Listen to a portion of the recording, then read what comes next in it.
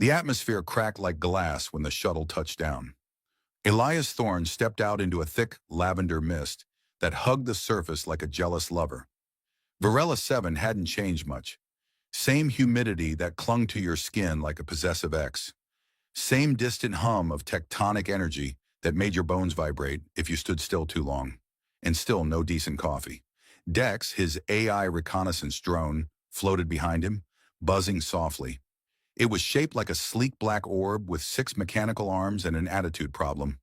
Atmospheric stability at 89%, Dex reported, its voice crisp and smug. Radiation minimal. Air breathable, though it does carry a faint odor of mildew and existential dread. Smells like home, Elias muttered, running a hand through his peppered hair. The helmet stayed clipped to his side, unused. This wasn't a war zone. Not yet. He hadn't meant to come back. That was the funny part, if funny meant emotionally catastrophic. Earth Command had quietly slipped the mission into his dossier under the euphemism Environmental Reacquisition Initiative. He'd recognized the coordinates immediately. Varela 7, the planet that gave him Elira and took her away. He wandered beyond the shuttle's ramp, boots sinking into moss that pulsed faintly with bioluminescent veins. Tall, spiraling trees stretched like frozen lightning bolts, their silver leaves shivering despite the still air. Birds, or what passed for birds here, let out metallic chirps, like a dial-up modem arguing with itself. Nothing had changed, yet everything felt heavier. Denser. "Commander," Dex buzzed closer, adjusting its altitude. "Your heart rate is elevated. Shall I release a calming pheromone mist?" "No," Elias said. "That crap made me smell like spoiled citrus for 3 days." A rustle behind the foliage made him spin, hand to his hip, out of habit, not for a weapon. He wasn't armed. This was a survey mission, supposedly. He stepped forward. She was standing there, not Elira, but slender, wide-eyed, long ears just like hers, sweeping back past her head like a sculpted wind, hair dark and coiled in loops around gleaming silver bands. Her skin shimmered faintly under the filtered sunlight, a dusky hue with patches of soft iridescence. And those eyes, those same eyes. She looked 12, maybe 13. She looked at him like he was a ghost, and then she said it. "My mother always spoke about you," she whispered, voice trembling. "She said you had fire in your hands and softness in your eyes." Elias froze. If a planet could hold its breath, Varela 7 would have. Dex naturally chose that moment to interject. "Commander, it appears the miner has some historical data regarding your prior engagement. Shall I prepare a DNA test? Or perhaps a cup of tea?" Elias blinked. The girl, no, the young woman, was crying. Her lips quivered as she tried to remain still, dignified. Her small fists clenched at her sides. "What's your name?" he asked carefully. "Niari." He took a slow step forward. "Niari, your mother, was it a Lyra?" She nodded. And that was it. The ground didn't open. The sky didn't fall. But Elias felt like he'd been thrown into the core of a star. He looked down, remembered to breathe. His voice cracked a little. "She never told me she had a daughter. She said she didn't get the chance." Nyari's words had the rhythm of something rehearsed 1,000 times in solitude. "She waited for you. She thought maybe you would come back." Elias swallowed hard. "I didn't know."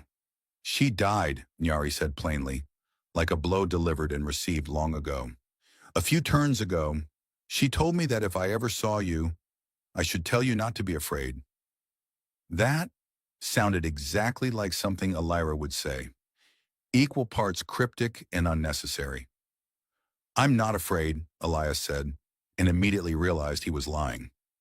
Dex hovered closer, switching to a warmer tone. "Sir, may I remind you that your heart rate is now approaching levels typically seen during evasive maneuvers or marriage proposals." Elias waved him off. "Not the time, Dex." "Forgive me, sir. I thought humor would diffuse the obvious emotional overload." Elias turned to Nyari. "Do you live nearby?" She nodded. "The old city, near the spine trees. It's hidden." Of course it was. Everything important on this planet was always hidden. He exhaled. "Will you take me there?" She didn't speak. just turned and began walking into the trees. Elias followed. Dex hovered between them like an awkward godparent. I'll notify command that you're engaging in an unplanned detour. Don't, Elias said. Tell them I'm inspecting cultural anomalies. Noted, Dex said. Cultural anomalies with long ears and a grudge. They traveled in silence for a while, passing under ancient arches carved from the planet's living stone. The ruins of the old Virelian settlements emerged slowly from the overgrowth, vines curling around broken towers like sleeping serpents. The path pulsed faintly under Nyari's bare feet, reacting to her presence. I can't believe you're real, she said suddenly, not turning around. I thought maybe she made you up, like a bedtime story. Most people who know me wish I were made up, Elias said dryly. Nyari giggled. It was quiet but bright. She said you were stubborn, that you argued with trees. They started it, Elias muttered. Nyari stopped before a curtain of glowing moss. She touched it, and it peeled back, revealing a narrow staircase descending into shadow. She used to say you were the first human who looked at her like she wasn't a science project. Elias didn't have an answer for that. As he stepped inside, the moss closed behind them, plunging them into the cool blue glow of the subterranean village. Elias took it in. Holograms flickered from walls grown of stone and crystal, projecting moving murals of star charts and plant life. Virelians moved quietly through the halls, heads turning, whispers rising. Nyari turned to him. They won't hurt you, but they remember. Elias straightened. So do I. Dex drifted in behind him, broadcasting a low-toned diplomacy beacon. I would like to remind all indigenous citizens that I am a registered peacekeeping drone, and I come in peace, unless sneezed on. One of the elders, ancient and earless from age, gave Dex a long, slow blink and then sneezed deliberately in its direction. Diplomatic crisis averted, Dex muttered. Elias couldn't help it. He laughed.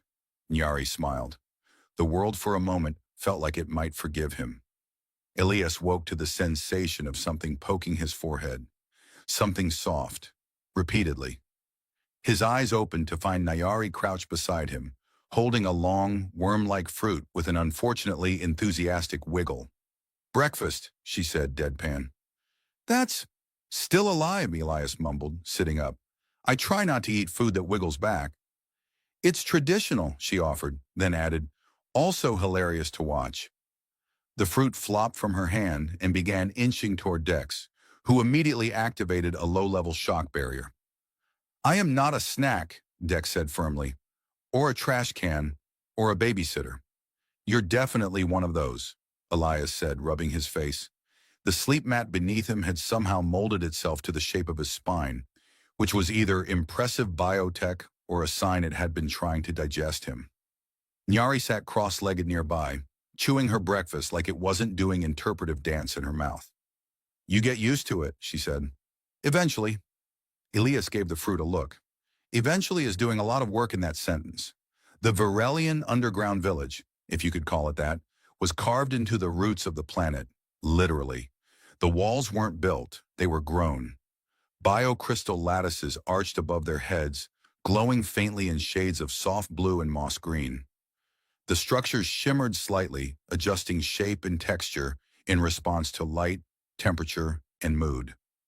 Elias had once seen one of them open a door simply because someone sighed too loudly.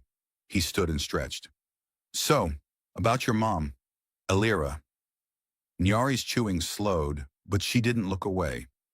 You loved her? Elias hesitated. I think I was learning how to. Nyari nodded like that answer made sense. She said you always used half sentences when you were nervous. Dex made a noise that could only be described as a robotic snort. She told me stories about you, Nyari went on. How you fell into the sinkroot swamp and got chased by those flying lizards. How you taught her to play cards but always cheated. I didn't cheat, Elias said. I just had an advantage. She said you always said that too. Silence settled between them for a moment, softened by the hum of the village's living walls and the distant splash of flowing water. Virella had a heartbeat, and down here, you could hear it if you listened. She didn't die because of sickness, Nyari said finally. She was trying to stop something. Elias turned sharply. Stop what? I don't know, she said. She never told me. Just that the sky was beginning to open. That the old machine was waking. Elias frowned. You mean the planetary gate? That thing was shut down before I left. Nyari shook her head. She said it wasn't sleeping. Just pretending. That sent a shiver down his spine. Elias looked over at Dex. Do we have satellite coverage of the equatorial ridge? Dex chimed. Only partial. There's interference from the magnetic storms. Same ones Command wanted you to check out, if you recall, between awkward family reunions. Elias ignored the jab. I need a map overlay. Terrain shifts since last scan. If there's movement, even seismic, I want to see it. Dex projected a 3D model in midair, spinning with faint lines of red across the equator. Several of the lines pulsed erratically, like veins under stress. That's new, Elias muttered. That's worrisome, Dex corrected. Nyari leaned closer, eyes narrowing. That's where she used to go, when she left for days. She was trying to shut it down again, Elias guessed. Alone.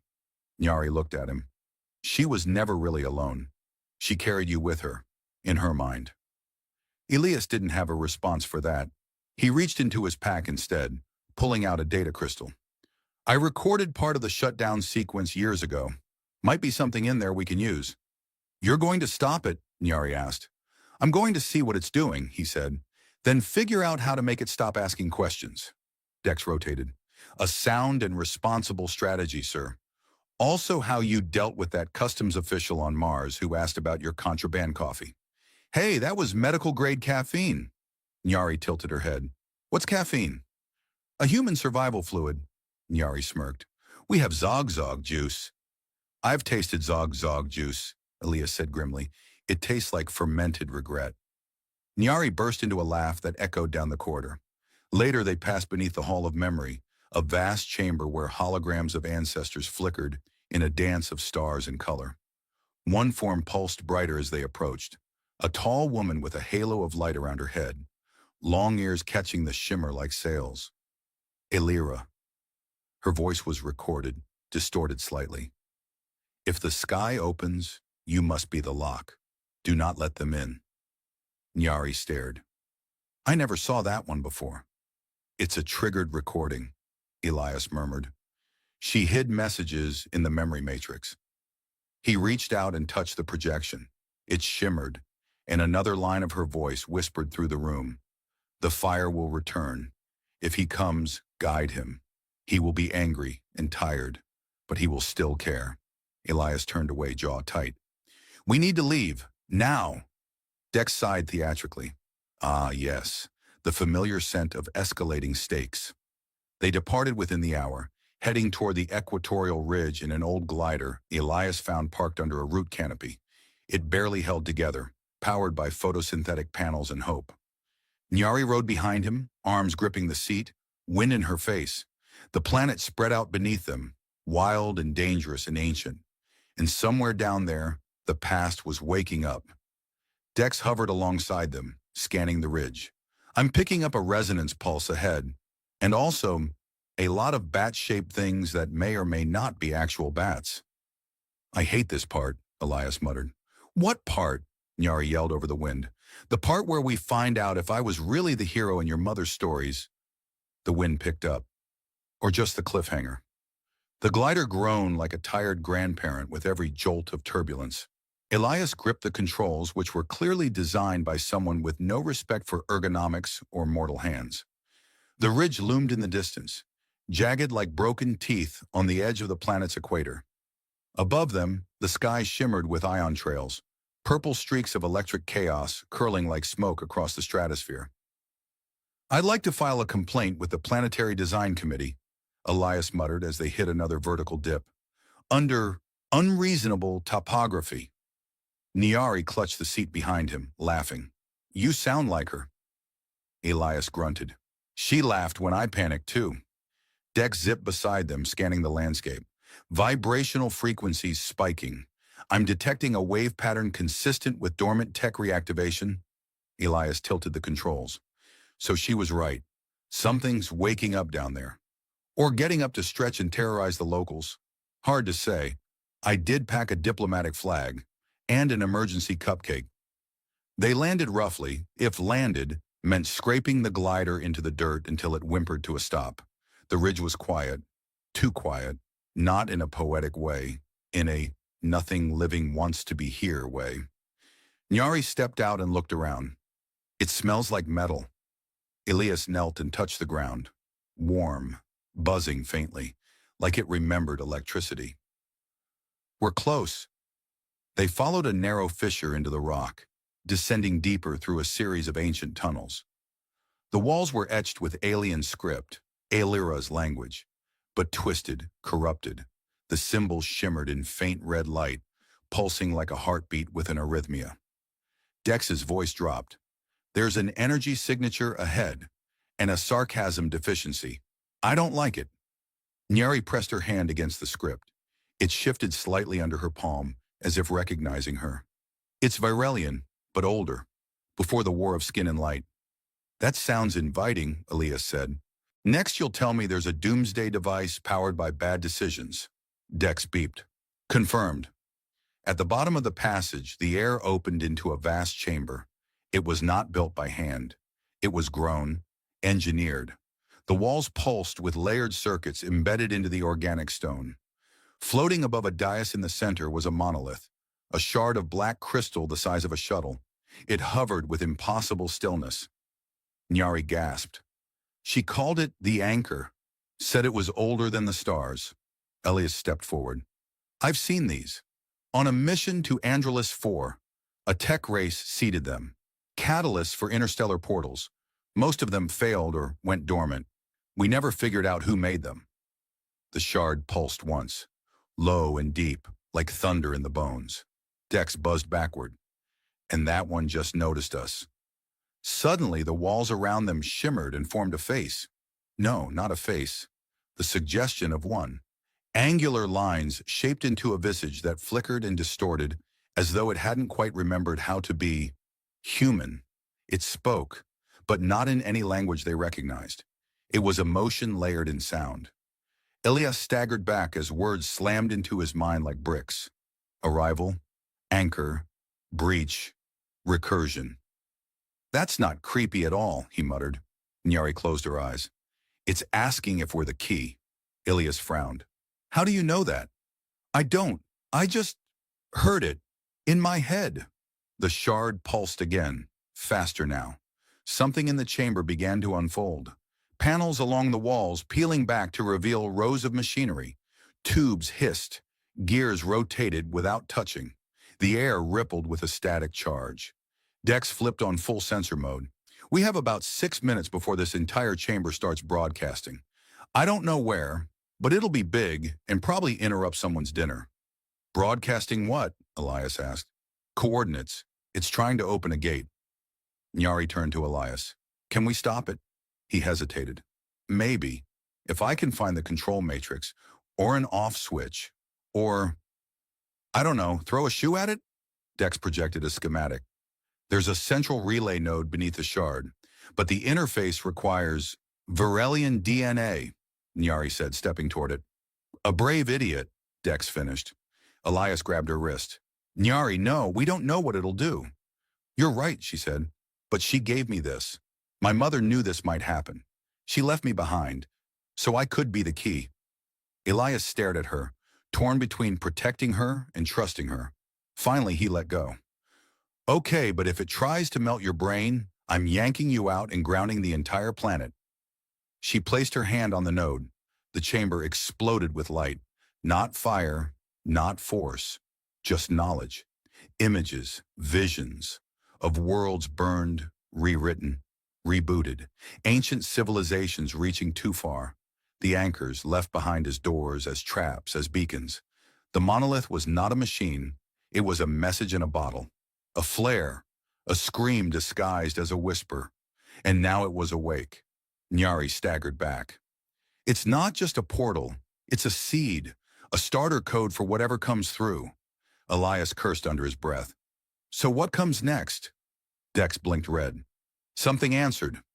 From above, the chamber ceiling trembled, then cracked. Stone fell in chunks as the monolith rose higher, drawing power, feeding off the air itself. Wind, sound, gravity, all reversed briefly like someone had flipped reality's power breaker. A beam shot skyward through the shattered rock, into the clouds. Elias looked up. I think we just rang the dinner bell. Nyari stepped beside him.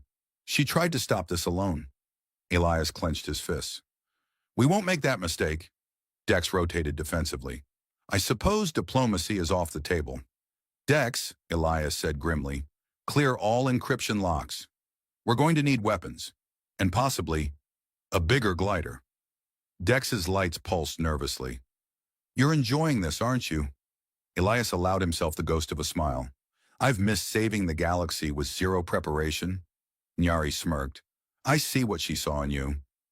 Above them, the sky split, and something stepped through. The thing that stepped through was enormous, not in the towering skyscraper-sized way that horror stories like to exaggerate, but in a way that made Elias feel like he'd just witnessed the punchline to a cosmic joke he didn't understand yet. It was shaped like a mantis, but with limbs folded in unfamiliar ways and skin that rippled like molten glass. Its eyes were, or weren't, there, depending on how you squinted. Its arrival came with a silence so loud it pressed against Elias's eardrums, like a vacuum full of angry whispers. Dex tilted midair, scanning rapidly. Good news, it appears to be unarmed. Bad news, it's made of particle phase matter and has the energy signature of a small sun. Also, it might be looking at us. It doesn't have eyes, Elias hissed. Yeah, well, it might be thinking at us aggressively. You ever felt judged by geometry? Nyari stepped forward before either of them could protest, her voice calm. Who are you? The creature flickered, and the air bent. Not just sound waves, everything. Gravity hiccuped. Elias floated half an inch off the floor before his boots snapped back to reality. A voice spoke, but again, not with sound, with concept. We, our return. Elias glanced at Dex. That's ominous. I preferred when things had names like Greg. Nyari tilted her head. Return from where? The creature shifted. Time bent around it. Elias was sure of it.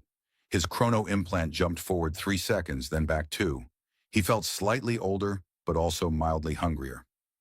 Return from below light, beyond pattern. Elias frowned. Okay, so, not from this dimension? Dex chirped. Not even from this rulebook. Return raised one limb, an arm or antenna or thought appendage, and pointed toward the monolith. You opened anchor. Code completes. Seed awakens. Gate aligns. Right, Elias muttered. So they were using it as a voicemail. Unfortunately, we picked up. Nyari's brow furrowed. What happens when it aligns? Return shimmered again. This time Elias saw flashes, burned skies, rewritten planets, memories overwritten like files on an old drive. Civilizations reduced to data, then recycled. Assimilation, Dex's voice cracked slightly. Just to clarify, are we the ones being assimilated, or is this like a party invite? Return bent low. All reset. Perfection follows. Elias turned to Nyari. Yep, definitely a cosmic tech cultist. Great. Your mom dated space Jehovah's Witnesses. Nyari elbowed him, hard. Okay, let's focus. How do we stop it? Elias asked. Return began to rise, its form destabilizing. Cannot stop. Signal sent. Gate calls kin. You are pattern residue. Fleeting noise. Dex hummed. So polite. A pulse of energy surged from the monolith, brighter than before, shooting straight into the clouds.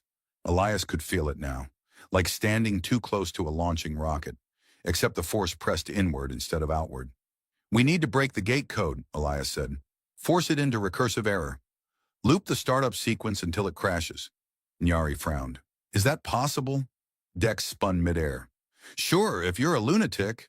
I'm experienced, Elias snapped. Return took a step forward. The floor cracked beneath its weight, or maybe it cracked out of fear.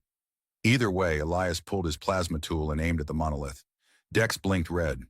You can't just shoot a transdimensional anchor crystal. I can try. He fired. The bolt struck the shard and disappeared, like the light had been swallowed or retroactively denied permission to exist.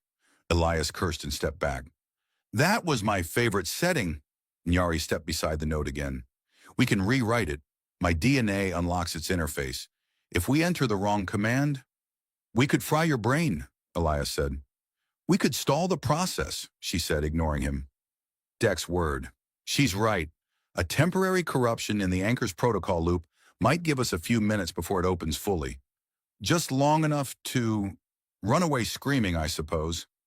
Ilias paced, glancing at Return, who now looked more like an abstract sculpture melting into the air. Okay, Dex, build me a virus. I need something that mimics the anchor's codebase, but corrupts it with recursive logic. Feed it an unsolvable command. You're asking me to weaponize a riddle, Dex said. Yes, I love this plan. Nyari reached into her cloak and pulled out a shard of crystal, a smaller piece of the monolith, smooth, shaped into a pendant. My mother gave me this. Said it would help me choose. Elias stared. That's a command token. These things only respond to their own kind of logic. That piece might give us right access, Dex beeped. I'm embedding the virus now. It's called Paradox Punch. You're welcome. Nyari stepped up to the interface. The pendant in her hand glowed, and the monolith shuddered, its light flickering. Return hissed, or maybe screamed, in a frequency no one wanted to hear again. Upload it now, Elias shouted. Nyari plunged the shard into the node.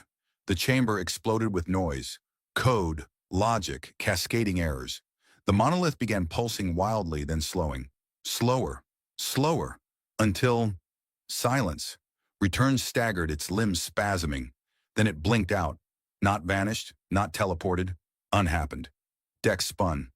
We did it. We crashed a god. We're legendary. Elias pulled Nyari away from the node. Her nose was bleeding, but she was smiling. It worked, she whispered. She was right. It chose us. The monolith cracked down the center, bleeding light. The gate didn't open. Instead, it folded inward, like a door closing on a room no one should have found. Elias let out a breath he didn't realize he was holding. Remind me to write a very passive-aggressive letter to the Galactic Archive.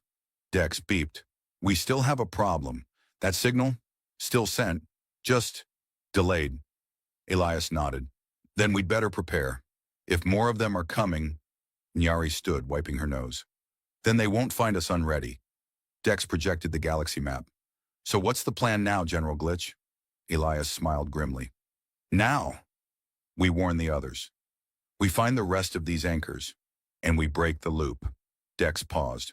Also, I really want that emergency cupcake now. Later. I saved it. Don't judge me. Above them, the clouds began to churn again, and far beyond the stars, something began to stir.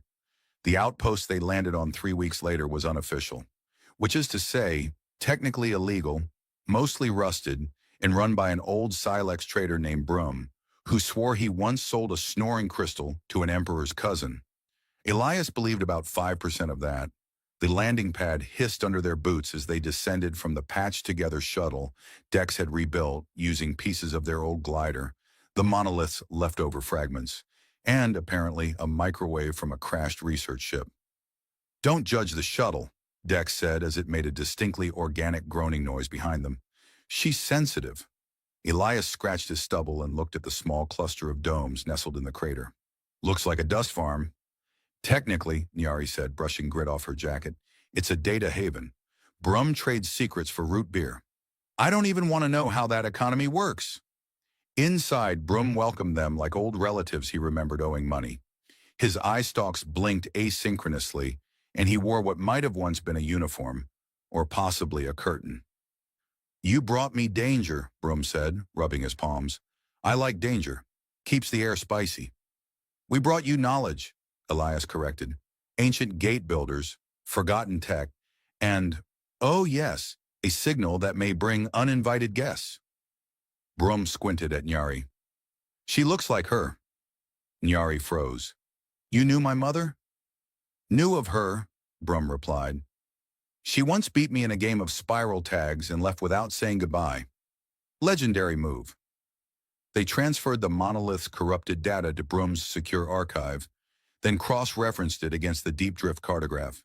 The result was a map, 9 additional anchor sites scattered across the spiral arm. All dormant? Elias asked. Dex chirped. For now, but with the first gate partially activated, the network might sync again. So we smash the rest. Or, Nyari said, we seal them properly. My mother tried to do that alone. We won't. Over the next month, they did exactly that. One anchor in the lava tunnels of Estar 4, protected by thermal parasites who hissed poetry.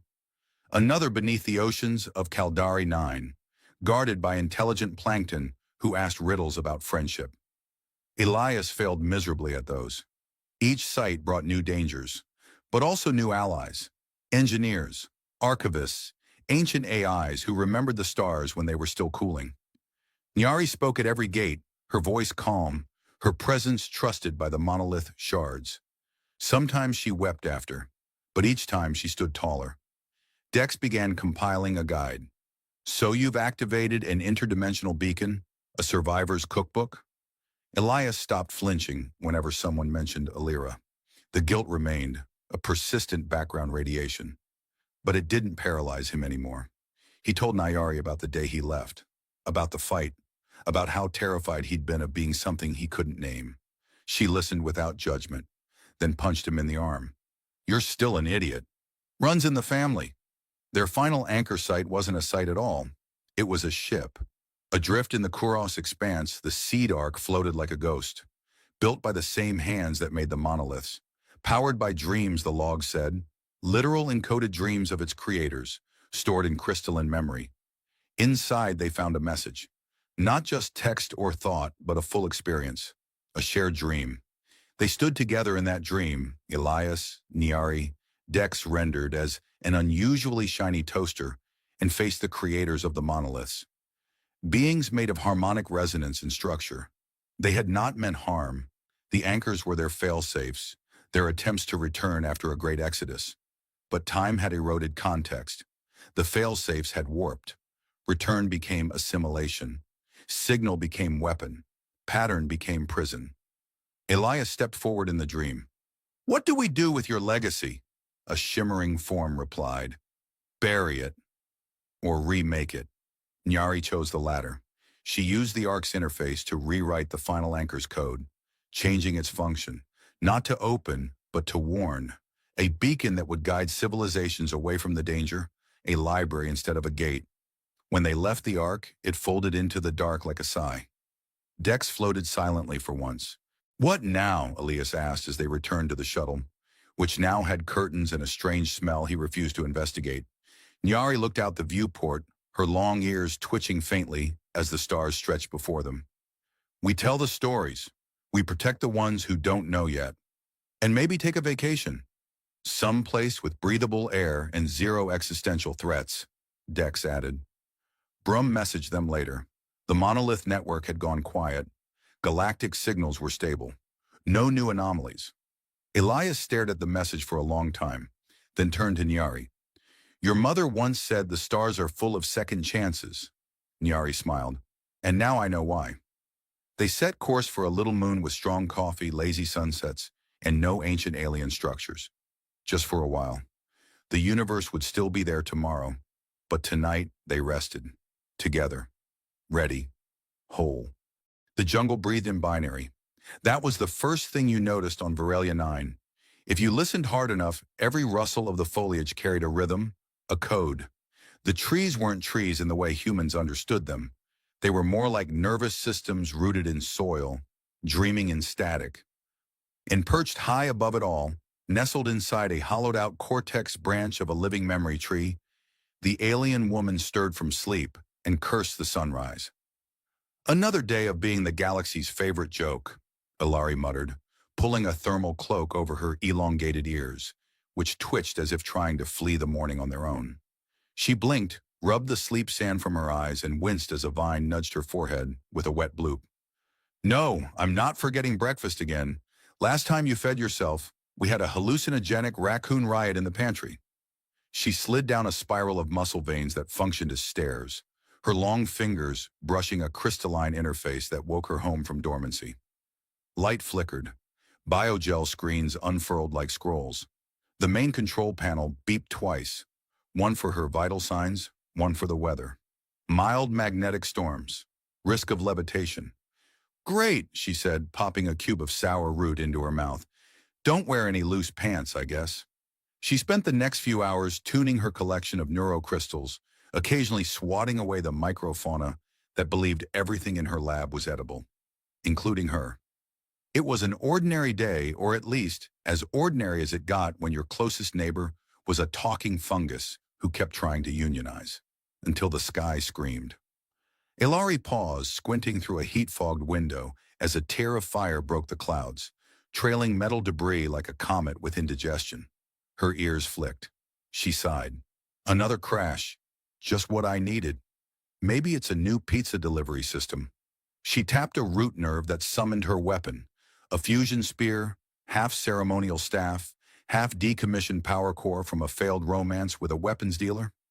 Slinging it across her back, she descended the canopy, muttering to herself the whole way. Don't investigate, Ilari. Mind your business, Ilari. But no, let's see what species the universe barfed into my yard this time. The crash site was nestled in a crater of soft moss and scorched metal. The ship, a Class II explorer pod, Terran make, hissed like a dying beetle. One wing had fused with a boulder, and steam rose from its vents in sorrowful plumes.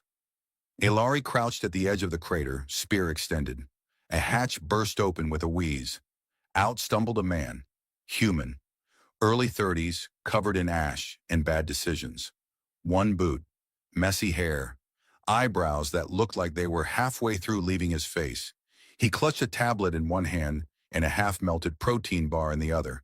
And then, for some incomprehensible reason, he smiled. Hi, he said, like someone who had just tripped into a polite dinner party.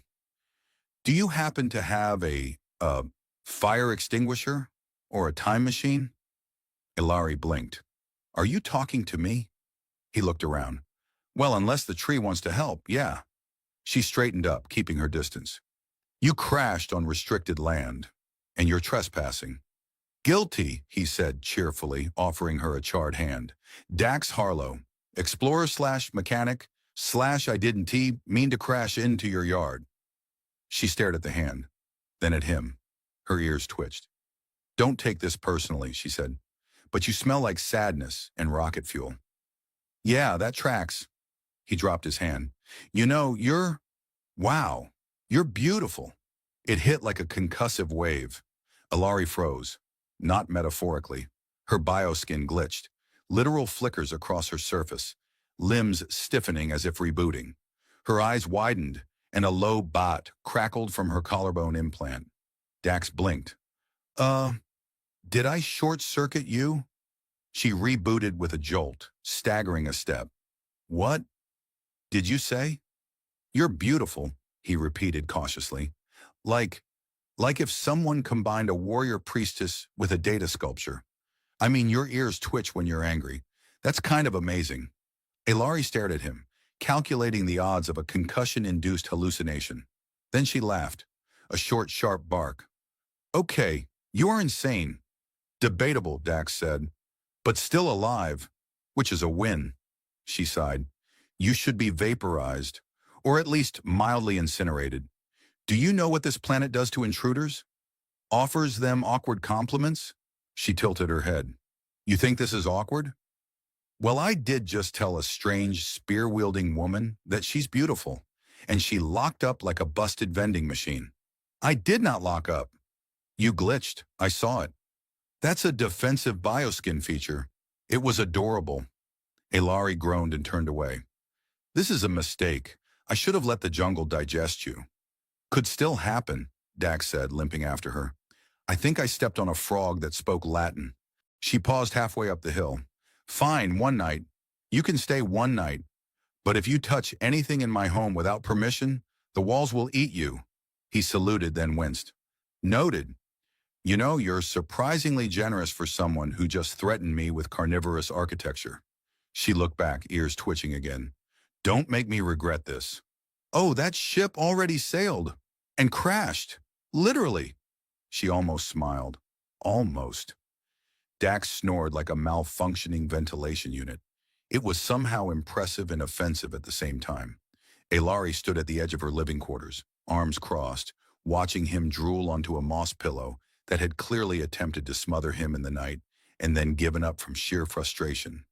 He slept like someone who had never heard of danger or dignity. You know, she muttered, poking the moss pillow with her boot. I could throw you out, feed you to the skyworms. Blame the weather. He stirred. Can the skyworms bring coffee? She squinted. You're awake? I've been awake since you started humming your death threat lullaby. Beautiful, by the way. Very sharp notes. I wasn't humming. Right. Must have been the house. It hates me. The memory tree's walls shuddered gently in agreement. Dax rolled onto his back, yawned with full dramatic flair, and stretched until something popped. Alari winced. Stop doing that. Your joints sound like they're trying to escape. He grinned. So, breakfast? You're still alive. That's your breakfast. I was hoping for something with fewer syllables and more chewing. Alari sighed and tossed him a nutrient root. He sniffed it. This looks like it could either heal me or make me see 12 dimensions. Depends on your attitude. Got it. Chew slowly. Think happy thoughts. They ate in near silence, save for the occasional chirp of an alarm lichen on the wall, reminding Alari that her neurocrystals were overdue for harmonization. She ignored it. Mostly. Dax, meanwhile, was peering at her various tools with the quiet intensity of someone who had never seen a quantum chisel or a time-dampening ladle before. What's this one do? He asked, pointing to a floating orb with shifting runes.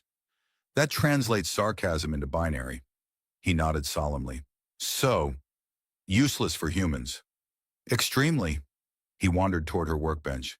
Alari's ears twitched as she watched him hover near her most dangerous equipment with the curious stupidity of a toddler in a reactor core. She stalked after him. That's a neural extractor. Oh, sounds cozy. Touch it and it'll pull your last thought out of your head and display it like a holographic pop-up ad. He stepped back. No one needs to see what I was just thinking. Correct. She activated the bench and focused on the cracked lens of his communicator. As her fingers danced over the controls, she didn't notice Dax studying her with a thoughtful look. You really don't know, do you? He said softly. Know what? That you're kind of incredible. She didn't look up. You're doing it again. Doing what? Saying weird things. Complimenting me. Like you're not aware of basic social norms. I'm aware. I'm just choosing to ignore them. That's not how social interaction works. It is when you stop caring about what the galaxy thinks. She stopped repairing and fixed him with a stare. Easy for you to say. You don't have forums dedicated to mocking your ear twitch. Maybe not, but I did once sneeze during a live broadcast of the Interstellar Engineering Finals and shorted out an entire judging panel. She raised an eyebrow. You're making that up. Cross my heart, he said. 2 judges had to be rebooted. She smirked despite herself. Fine. That's mildly amusing. I'll take it. First compliment from the terrifying alien woman who lives in a sentient tree. Don't get used to it. He sat on the floor beside her bench, watching the lens begin to hum as she sealed the cracks. For a while they worked in silence again, but this time it wasn't awkward. It was companionable, odd, dangerous. You really meant it, didn't you? She asked suddenly. He blinked. Meant what? What you said when you first saw me, that I'm beautiful. He looked at her, serious now. Of course I meant it. Why? He shrugged. Because you are. I don't care what the galaxy thinks beauty is. They're too busy obsessing over symmetry and filters and glow enhancement surgery. You look like you belong in a legend. She blinked. That's an unexpected answer.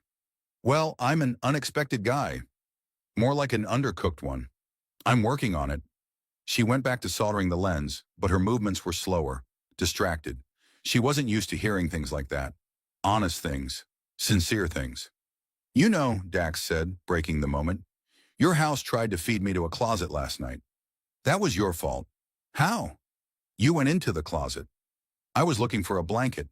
It's not a closet. It's a compression fold for alternate outfits. Oh, a pause. Wow, did it have to scream? Most things here do. He chuckled, then winced.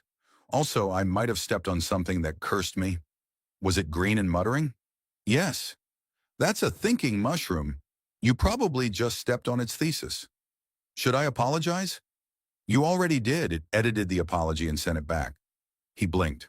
That's disturbingly efficient. She smiled just a little. You're learning. I learn fast. Then maybe you'll survive. The communicator beeped as it finished its cycle.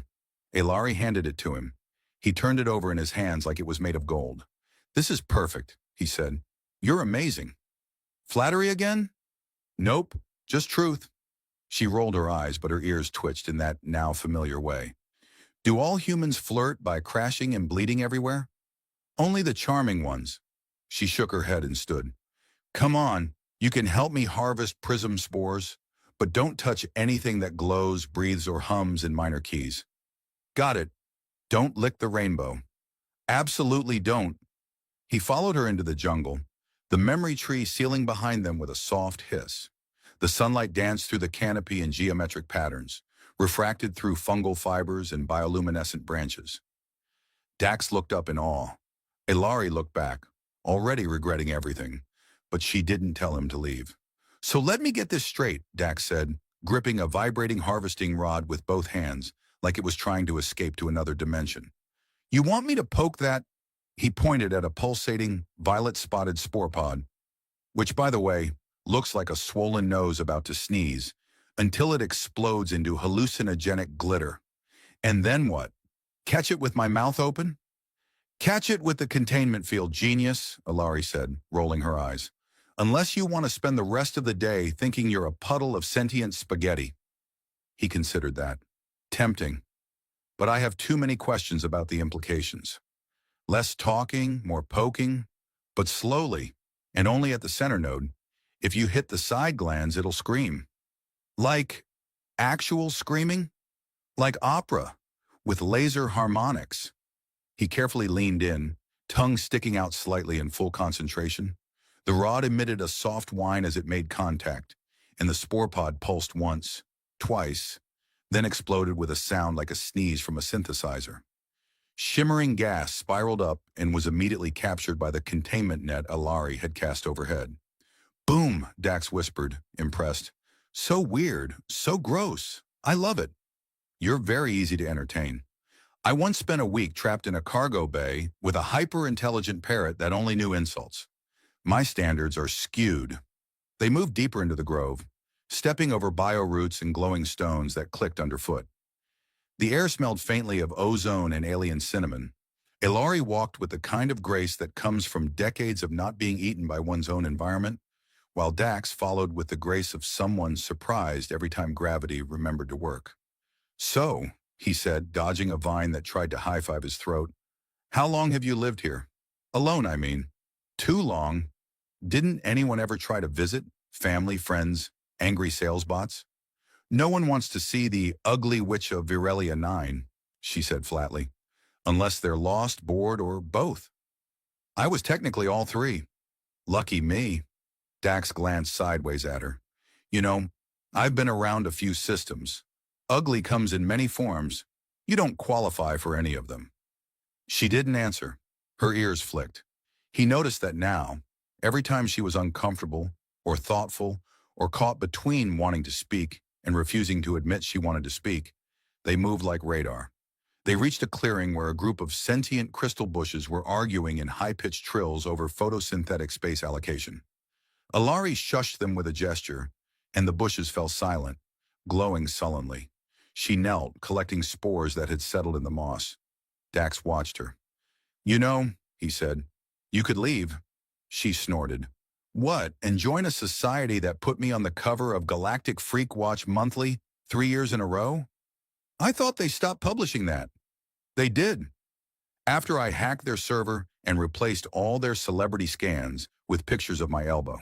He laughed. Iconic. They sued. Did you win? I showed up to court in person. Oh, so, yes. She stood, brushing her hands. Look, I get it. You think I'm some misunderstood anti-hero who just needs a makeover and a pep talk. I'm not. I'm just a woman who stopped pretending the galaxy's opinion matters. He tilted his head. Is it okay if my opinion matters? Her expression faltered. Why? Because I think you're someone worth knowing. She stared at him for a moment too long. Then, as if remembering who she was supposed to be, she scoffed and walked on. You've inhaled too many spores. They smell like cookies. That's a defense mechanism to attract prey. Well, it's working. I'd follow that scent into a trap. You already have. They returned to the memory tree as dusk approached.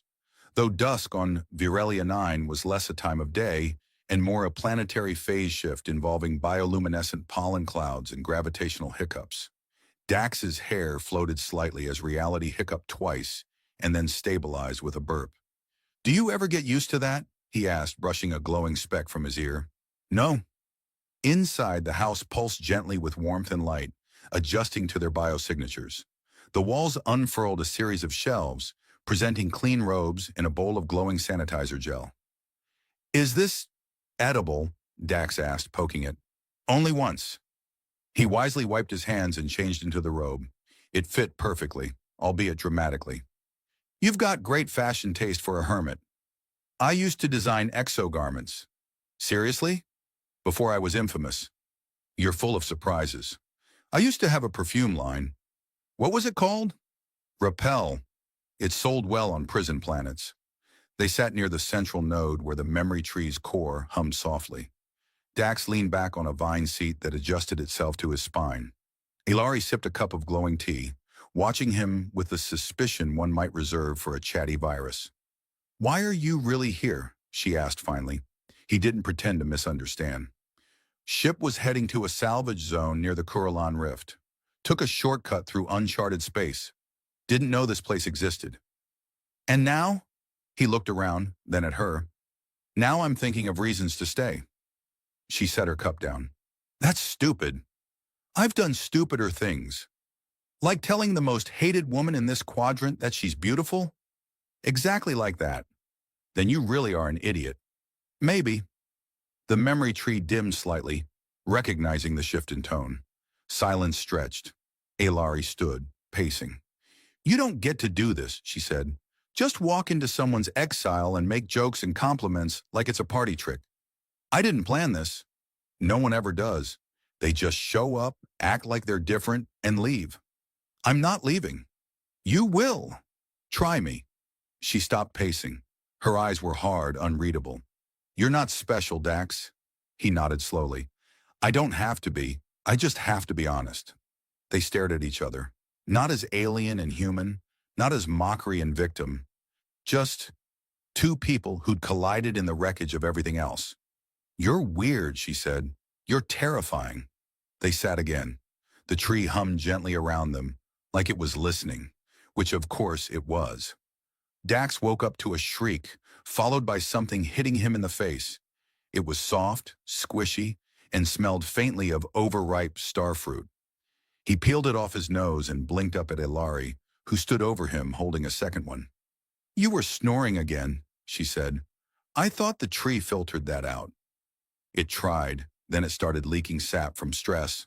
Sorry, old buddy, Dax mumbled, patting the floor.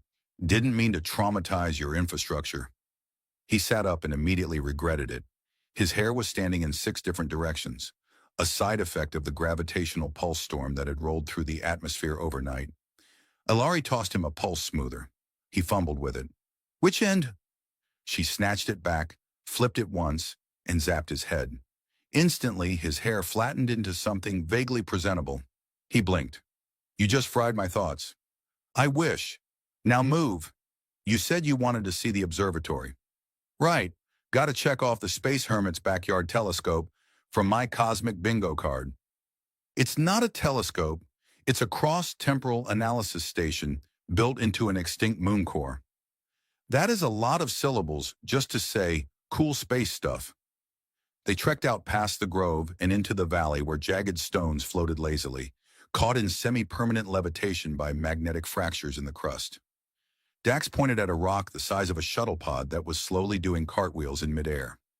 That thing looks like it's taunting gravity. It's very proud of itself. I want to ride it. You'll die. I want to almost ride it.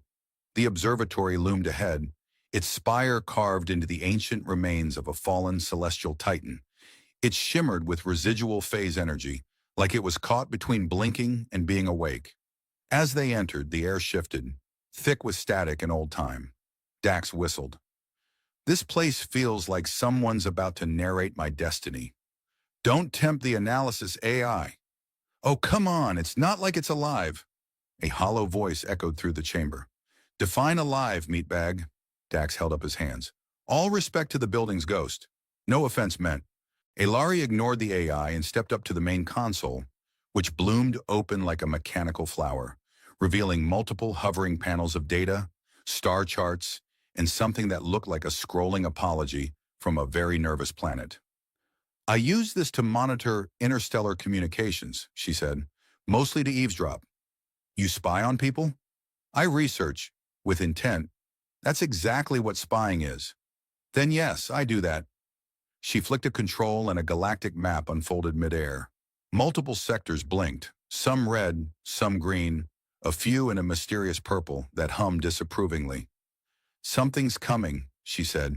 Well, that's ominous. Number really? Look.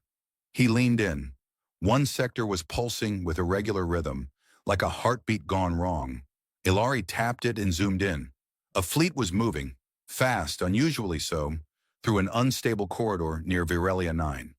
That's a wormhole slipstream, he said, but nobody uses that path. It's too volatile. Exactly, which means whoever is using it either knows something everyone else doesn't or doesn't care about surviving. That second one feels likely. She turned away from the map.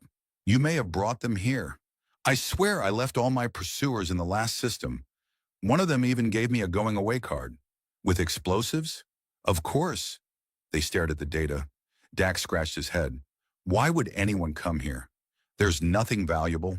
No trade routes, just crystal mushrooms and musical bushes. You, he blinked. Me? They might have tracked your communicator. He pulled the device from his pocket. It was off. That doesn't matter. He tossed it on the console. Okay, say they're coming for me. What do we do? I could vaporize you. Tempting, but let's keep that as plan D. D. Plan A is hide, B is run, C is try to negotiate, and D is explode. She nodded. Practical. Stupid, but practical. He watched her study the map again. Her eyes narrowed. You're really not going to abandon me, are you? I haven't decided. You repaired my spine. Regretfully. You saved my life. Only so I could end it later at my convenience. And you keep feeding me things that taste like disappointment and rocks. They're good for your digestion. Exactly. You're looking out for me. She sighed and tapped another control. The map disappeared. There's a place, she said, under the ice shelf on the dark side. It's shielded from long-range scans. That sounds cold and terrifying. It is, but it might keep you alive. I'll take it. Can we bring snacks? No. They began walking back. Dax's footsteps echoed slightly in the chamber, interrupted occasionally by the AI whispering rude things about his posture. As they stepped out into the open again, the sky had darkened to the shade of molten cobalt, stars shimmering in unusual formations. I still don't get it, he said. Why bother helping me? Why not just let them find me, do whatever, and go back to being mysterious and terrifying? She stopped walking. I don't know, she said. Maybe because the first person who ever called me beautiful did it without asking for anything. I might have asked for bandages. That doesn't count, he smirked. Then I'm honored. They walked in silence again. Overhead, a meteor flared, splitting into 3 perfect lines before vanishing behind the horizon. You really think they'll come soon? Dax asked. I know they will. And you'll help me fight? I'll help you hide. Close enough. The ground beneath them pulsed once. Ilari froze. That wasn't natural, she said. Didn't feel like a quake. Come on. They sprinted back toward the tree, only to find a drone hovering just above the canopy. It was small, round, and armed with a scanner and two curious lasers. Dax waved. Hi there. If you're here to murder me, please take a number. The drone turned its optic toward Alari, scanned, froze, then played back a distorted recording. You're beautiful. She stared at it. That's your voice. They intercepted our conversation. The drone beeped and shot a beam into the forest. Trees vaporized instantly. Alari tackled Dax behind a boulder as a second drone zipped into view. Plan D? He asked. Not yet. Good. I didn't bring my explosion pants. Why do you have explosion pants? Why don't you? She pulled a shortwave blaster from her side pouch and calibrated it. You cover the left. I'll short the optics. Got it. Left is the side I panic on anyway. They rolled out from cover and opened fire. The tree screamed again, this time in angry bass chords, and activated its defense canopy. For the first time in years, Alari felt alive, and slightly concerned she might have just adopted a very loud, very persistent problem named Dax. The drone exploded with an oddly dignified pop, like a bubble deciding it was too old for this nonsense. Its burning fragments rained down in glittering arcs, some embedding themselves into the moss with angry hisses. Dax ducked as a shard singed the air just above his ear. Okay, he panted. I vote we rename Plan D to Plan Don't Do That Again. Shut up and grab the EMP spike, Alari snapped, tossing him a small, angry-looking device that hummed like it wanted to bite someone. Is it supposed to vibrate like this? Yes. Is it supposed to vibrate more when I hold it? Yes. He sprinted around the tree's perimeter, while Alari took cover behind a boulder that had grown extra eyes to spectate the chaos. Another drone swooped in low, scanning with a beam that made his fillings itch. Do not like that, Dax yelled, jamming the spike into the soft root bed. It flashed once, then discharged with a loud thwomp that knocked him backward into a bush that whispered a surprisingly sincere apology. All remaining drones froze midair, fizzled, and dropped like confused bugs. One landed on a mushroom, which made a rude sound, and ejected it like a spore-laced trampoline. Alari rose from cover, scanning the field. Clear. For now. Dax sat up, hair full of mushroom fluff. I hope your planet offers hazard pay. My planet doesn't offer anything but sarcasm and fungi. He looked up at the sky. That signal. They heard me say it. That stupid sentence. She helped him to his feet. It wasn't stupid. I mean, it was impulsive. It was kind. And dangerous, apparently. She stared at the remains of a drone. They didn't come for you. They came for me. Because of what you said. He blinked. That doesn't make sense. It does. The galaxy doesn't fear weapons. It fears people changing their minds. The memory tree shuddered, releasing a harmonic wave that translated as incoming. A shimmering fracture opened in the sky above, and a sleek obsidian ship pierced through, dropping anchor in midair, using anti-grav anchors the size of moon snails. The ship bore no flag, but everyone in the quadrant would recognize its silhouette. Authority-class diplomatic interceptor. Dax's face fell. That's a retrieval vessel. They've come to recontain me, Alari said. They think you're a weapon. They think I'm a symbol. That's worse. A voice echoed from the vessel. Alari of Varelia, come forth for reassessment. Resistance will result in orbital cleansing. Dax turned to her. So, what do we do? Fight? Run? She shook her head. We talk. He blinked. That's your plan? Talking? Yes. Do you at least want me to threaten to hack their systems while wildly mashing buttons? That's Plan F. Oh, good. Right after Explode Pants. They walked into the clearing, hand in hand, and waited as a light column descended. A figure emerged, tall, armored, draped in the sigils of the United Intergalactic Authority. No face visible, just a glowing visor. Alari, the figure intoned, you've destabilized 4 planetary rumor networks in the past week. I smiled at someone. The galaxy nearly fainted. The phrase, you're beautiful, has been transcribed, translated, and weaponized into a motivational subculture. I didn't authorize that merch line.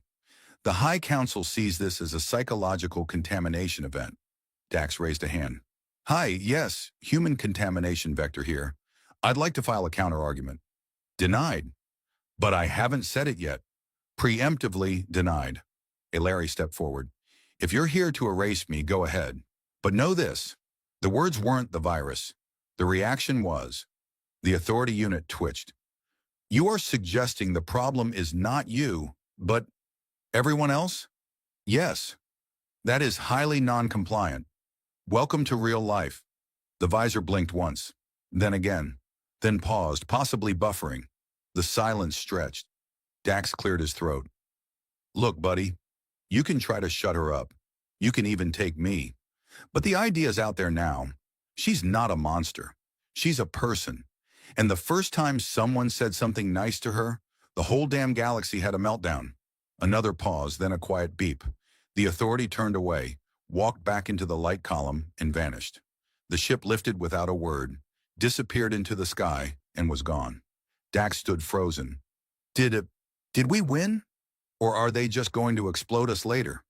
No explosion, Ilari murmured. That was an update pulse. They're uploading a reassessment. So we beat them? With feelings? Yes. I have so many mixed emotions about this. She turned to him, smiled faintly. They're not coming back. Not now. Maybe not ever. He sagged. Well, that's great, because I left half a sandwich back at your tree, and I didn't want to die without finishing it. They walked back through the woods, past the arguing crystal shrubs and the vines that now waved at Dax like old friends. When they reached the house, it unfolded again, brighter than before.